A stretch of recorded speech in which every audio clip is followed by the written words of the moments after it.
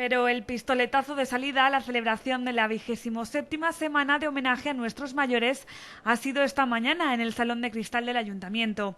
Allí la alcaldesa Rita Barberá ha entregado los galardones unos 3 millors majors que este año han reconocido la labor del primer defensor del mayor de la ciudad y colaborador de Televisión Municipal de Valencia, Vicente Pruñonosa. Que el que más sabía, porque lo era de entre los mayores, nos dijera qué teníamos que hacer.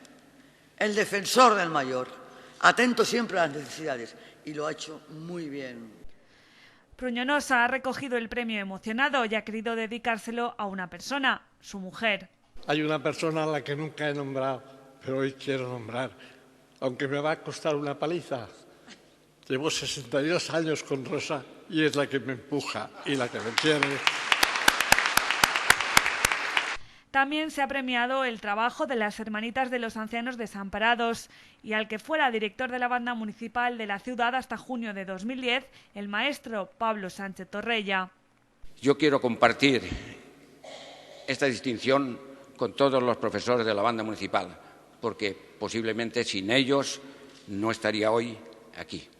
Barberá ha querido ensalzar la labor desinteresada de los presidentes de los 46 centros de actividades para mayores de la ciudad. Es decisiva su tarea de conseguir también ese hermoso referente de vida conjunta, asociativa de todos los mayores, esa labor que realizan en esos 46 centros. Y digo con orgullo, que todo el mundo sepa que cuando se ha dado el gran empujón de los centros y de respeto a los mayores, ha sido cuando nosotros hemos tomado este gobierno. Antes había solo 6 centros en Valencia.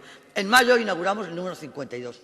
Los actos continuarán mañana con el acto homenaje a las personas que nacieron en 1910 y que este año cumplen nada más y nada menos que 100 años.